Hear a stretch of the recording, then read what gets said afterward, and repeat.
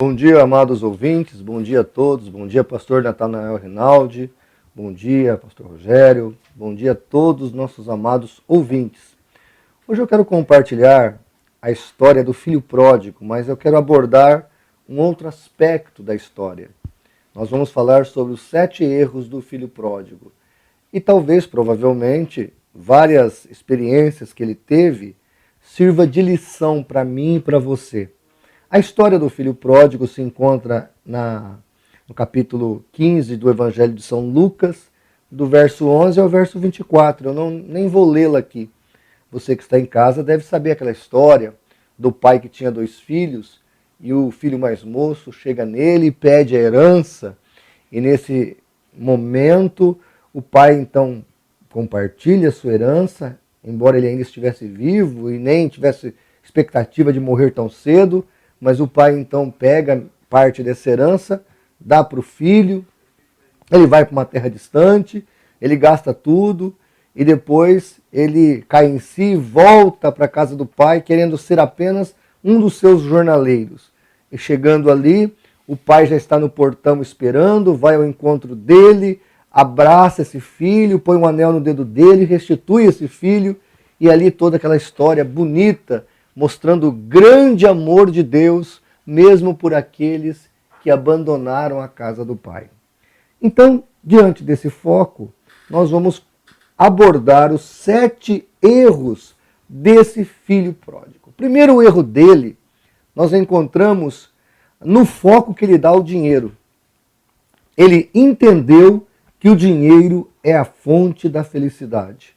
Esse moço vivia num lar abençoado, numa casa feliz, numa casa festiva, numa casa próspera, mas ele focou não na felicidade da casa, ele focou no dinheiro, e ele entendeu que era o dinheiro que trazia a felicidade àquela casa.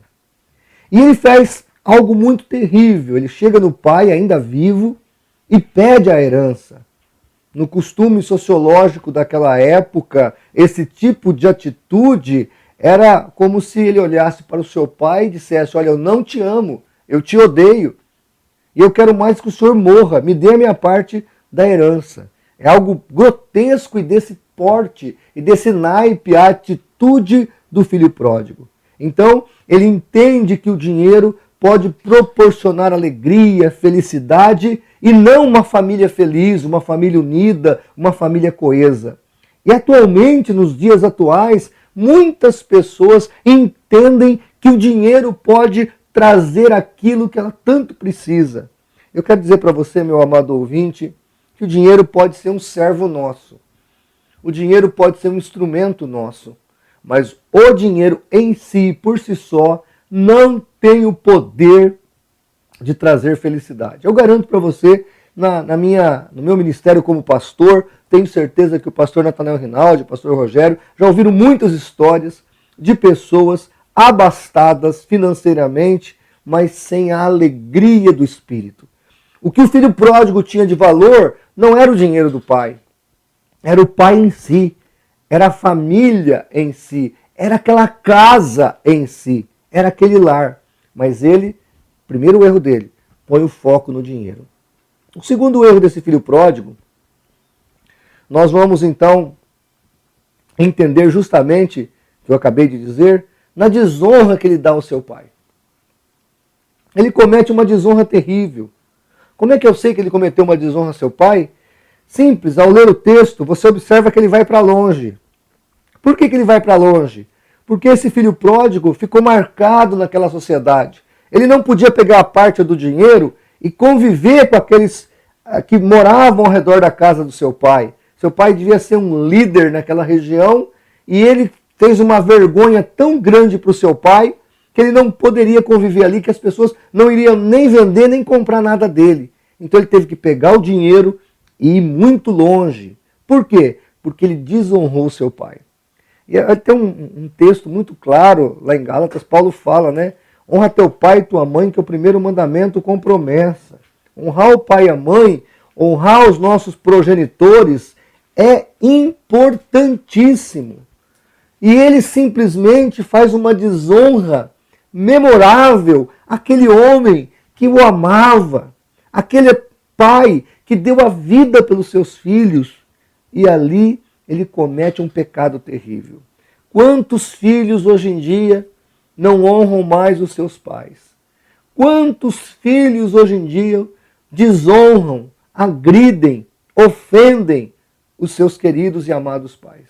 Por isso tem muito jovem aí perdendo a vida, muito jovem aí perdendo a juventude, muito jovem aí morrendo antes da hora. Por quê? Porque não honra pai e mãe. Meu querido ouvinte, meu amado ouvinte, seja quem for o seu pai ou sua mãe, nós devemos honrar os nossos pais. Devemos honrar os nossos progenitores, aqueles que nos deram a vida. Por isso, meu querido, não haja como filho pródigo, desonrando o seu pai de uma maneira tão terrível. O terceiro erro dele, nós vamos observar que foi a falta de prioridade. O texto bíblico fala que ele viveu dissolutamente. Ou seja, ele pegou aquele recurso, mas ele não foi aplicado com prioridades, para que a vida dele continuasse a prosperar. Aquilo que ele aprendeu em casa, ele não pôs em prática. Aquilo que o pai ensinou, ele não pôs em prática. Ele não teve prioridade nos seus gastos, ele não teve prioridades na sua vida. E aquela pessoa que não tem prioridades na vida, que não vive uma vida com objetivos, que não vive uma vida dentro de um contexto para se atingir um objetivo, é uma vida vazia, é uma vida que não vai dar em nada, é uma vida que vai acabar em miséria, em tristeza e sofrimento, porque a vida tem que ter prioridades. Meu irmão, meu amigo que está me ouvindo pelas ondas do rádio, você precisa colocar na sua vida metas. Você precisa colocar na sua vida prioridade. Nós não podemos viver dissolutamente, principalmente nós os cristãos. Nós não somos pessoas que não damos qualquer valor ao tempo, não, nós valorizamos o tempo. O tempo para nós é muito precioso. O apóstolo Paulo fala que nós devemos atentar para o tempo. O tempo é algo prioritário na nossa vida. O que a gente faz do nosso dia é importante para Deus, é importante para a nossa vida. Então tenha prioridades na sua vida, coloque a sua vida dentro de um objetivo claro. Comece a falar com Deus, a orar, a meditar na palavra de Deus e trace para a tua vida prioridades. Deus não nos chamou para vivermos dissolutamente, de qualquer jeito, de qualquer maneira, mas Deus nos chamou para vivermos com prioridade. Qual é a maior prioridade do crente? Buscai primeiro o reino de Deus. É a prioridade número 1, prioridade primaz, buscar a Deus em primeiro lugar e as demais coisas subsequentes. Então, meu querido, coloque Deus como prioridade da sua vida e não viva dissolutamente. O quarto erro dele, e é muito importante a gente anotar aqui, foi o desperdício. Ele chegou lá naquela terra distante e torrou, como dizem por aí, o dinheiro que o seu pai tinha dado. Era uma fortuna altíssima, era muito dinheiro. Mas como ele viveu sem prioridade, não priorizou Deus, não priorizou as coisas boas da vida, ele viveu em desperdício. Desperdiçou tudo. Meu irmão, e aqui nós temos um ensinamento bíblico, né? O dízimo, ele é mais do que simplesmente uma contribuição que a gente dá na igreja. O dízimo, ele tem um efeito pedagógico na vida do cristão. Porque para dar o dízimo, você tem que fazer o quê? Tem que sentar com a sua esposa, seus filhos, e fazer o planejamento familiar. Quando você faz o planejamento familiar, você está evitando desperdícios. E aí você vai separar o dízimo. Eu aprendi um jeito muito fácil, viu, pastor Natanael Rinaldi, de fazer com que não haja desperdício na minha casa. É interessante, pastor Rogério, o cartão de crédito. Só que você tem que pagar toda a fatura, você não pode ficar devendo, porque o juro é altíssimo. Então o que você faz? Tudo que você compra, eu tenho lá em casa 2 cartões. Então um cartão é para comprar coisas materiais. O outro cartão de crédito é para comprar comida. Então, quando chega a fatura no final do mês, ela vem toda discriminada. Aonde você comprou tal coisa, qual foi o valor que você gastou, foi na loja de sapato, foi no supermercado. Então você faz um planejamento familiar, o cartão de crédito faz para você. Você vai pagar a fatura inteira. Isso é muito importante para evitar desperdício. Jesus não gosta de desperdício. Lembra quando ele multiplicou os pães? As 2 vezes ele mandou recolher os pedaços. Comeu, sobrou, guarda aqui na cesta. Jesus e Deus não gostam de desperdício. Deus não quer que o crente desperdice o seu dinheiro, o seu tempo, a sua vida. Por quê? Porque nós somos mordomos daquilo que Deus nos dá. Então Deus não quer que a gente perca esse tempo, esse dinheiro, esse recurso dissolutamente. Então Deus não gosta de desperdício, mas já o filho pródigo foi lá, desperdiçou tudo. 4º erro dele. 5º erro desse filho pródigo, dá para falar tanto desse cada erro desse que a gente poderia passar a manhã toda falando aqui. O 5º erro dele foi a falta de previsão. Ele começou a gastar, pastor Natanael, e ele não previu que gastando daquele jeito, logo ele ia ficar sem nenhum dinheiro. Não houve um provisionamento, não teve uma previsão. Você tem que fazer uma previsão do que você anda fazendo, você anda gastando. Quanto é que você ganha? Você tem que prever se o dinheiro vai dar para chegar no final do mês. Se não dá, você tem que enxugar, você tem que apertar. Coisa que o Brasil não está sabendo fazer. A nossa amiga Dilma Rousseff não consegue fazer uma previsão. Ela manda para o Congresso um orçamento maior do que as entradas. Tem muito crente vivendo assim, igual a Dilma, né? Está gastando mais do que entrando. Isso é maldição na sua vida, meu filho. Vai gerar uma tragédia espiritual na sua vida, porque a parte física da nossa vida, a parte monetária da nossa vida, vai afetar a parte espiritual da nossa vida. E Deus não quer isso. Por isso o cristão, ele tem que prever as situações e guardar um pouquinho sempre, ter uma poupancinha de emergência, tirar um pequeno parte ali. Isso tudo está ali no dízimo, quando você faz aquele orçamento familiar. Guardar um pouquinho aqui, ter previsão.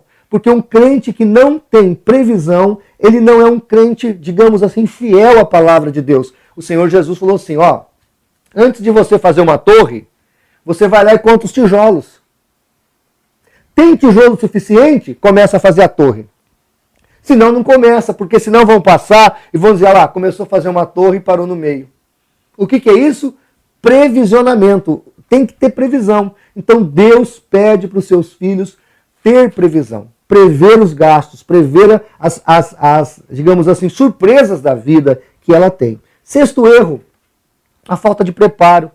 Diz a Bíblia que quando acabou o dinheiro, ele não sabia fazer nada. Teve que trabalhar com porcos. A profissão mais baixa na cultura judaica. Por quê? Porque ele tinha dinheiro, tinha tempo, tinha tudo, não foi estudar, não foi se preparar, não foi se capacitar. Gastou o tempo dissolutamente, como nós já lemos. Meu querido ouvinte, você tem que se preparar. Crente é preparado. O cristão é uma pessoa que gasta bem o seu tempo. Então, meu filho, você está numa situaçãozinha mais ou menos agora. Ai, pastor, tá uma crise, está apertado. Agora é a hora de estudar. Agora é a hora de se preparar. Viu? Você que está me ouvindo pelas ondas do rádio, vai para a faculdade. Eu estava em dúvida, não sei se eu estudava. É hora de estudar. É hora de ir para o Senac, para o Senai. É hora de fazer um curso técnico a mais. É hora de fazer uma pós-graduação. Eu tenho quase 45 anos, estou fazendo uma pós-graduação. Quero me pós-graduar depois de velho. Qual é o problema? Qual é o problema? Eu quero estudar. E eu não vou parar de estudar. Eu vou terminar essa pós. Terminei a pós, agora janeiro, pastor Natanael, eu venho aqui em São Paulo apresentar minha pós-graduação, a mesa julgadora. Terminei essa pós-graduação, passei, fui aprovado, quero começar outra. Por quê? Porque o crente tem que estar preparado. A gente tem que se preparar para toda boa obra. É constante, é diário esse preparo. E muitas vezes nós não nos preparamos. Meu querido, não seja como esse filho pródigo, vai cuidar de porcos por falta de preparo. Use o teu tempo, vai estudar, vá se preparar. E por fim, e agora termino, o 7º erro dele, ele confiou em pessoas erradas. Os amigos que chegaram perto dele e ajudaram a torrar o dinheiro dele, não eram pessoas boas.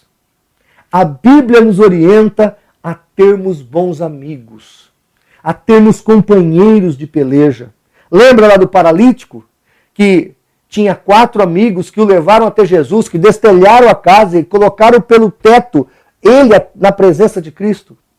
A Bíblia fala que Jesus, vendo a fé deles, Quer dizer, a cura daquele paralítico não dependeu só da fé dele, mas dos seus 4 amigos. Foi uma fé múltipla, plural. E Jesus viu a fé de todos eles. A fé do paralítico é a fé dos 4 homens. E curou aquele indivíduo. Você tem que ter no seu lado, na sua vida, pessoas de fé, de coragem, de ânimo, pessoas do mesmo propósito, pessoas que têm o mesmo objetivo bom como o seu, do seu lado, e não pessoas negativas, pessoas sanguessugas, pessoas que vivem no pecado. Você tem que ter pessoas de bem, pessoas de Deus, pessoas de peleja, de oração, pessoas que vivem no propósito de ter uma vida que agrada a Deus. Então, o último erro do filho pródigo foi estar cercado de pessoas que não tinham objetivo adequado, que não tinham objetivos de Deus, e sim objetivos do mal. Com esse filho pródigo nós aprendemos todas essas informações. E agora, meu querido, eu quero que você coloque sua vida no prumo de Deus. Eu quero que você acerte a sua vida com Deus. Eu tenho também os 7 acertos dele. Ele não errou tudo não, porque ele voltou, viu? Mas não dá tempo aqui, já são 7h25. Eu volto talvez amanhã, pastor. Se o senhor quiser, nós podemos falar dos 7 acertos do filho pródigo. Hoje nós falamos, pastor Rogério, dos 7 erros. Se vocês quiserem, amanhã eu falo dos 7 acertos do filho pródigo. Porque ele comete 7 erros e depois ele comete 7 acertos. Mas você que ouviu os erros, diz o ditado popular, é melhor aprender com os erros dos outros do que ter que aprender com o seu próprio erro. Então nós vamos orar e Deus vai abençoar a sua vida. Amém? Querido Deus e eterno Pai, nós te agradecemos por esta palavra, Deus, porque a tua palavra nos mostrou os erros desse filho pródigo. E nós queremos, ó Deus, viver a nossa vida de tal maneira que alcancemos um coração sábio. Ó Deus, quantas pessoas estão vivendo dissolutamente, erradamente, no pecado, mas nesta manhã a tua palavra nos alerta, vem para o certo, vem viver no propósito de Deus. A tua palavra está chamando isso, vem para o propósito para o propósito santo, para o propósito reto, para o propósito divino. E nesse momento, Senhor, nós oramos por cada ouvinte e pedimos que o teu propósito, o propósito do Senhor, esteja na vida deles, ó Deus, esteja na vida desse ouvinte. Nós oramos em nome de Jesus para o teu louvor. Amém.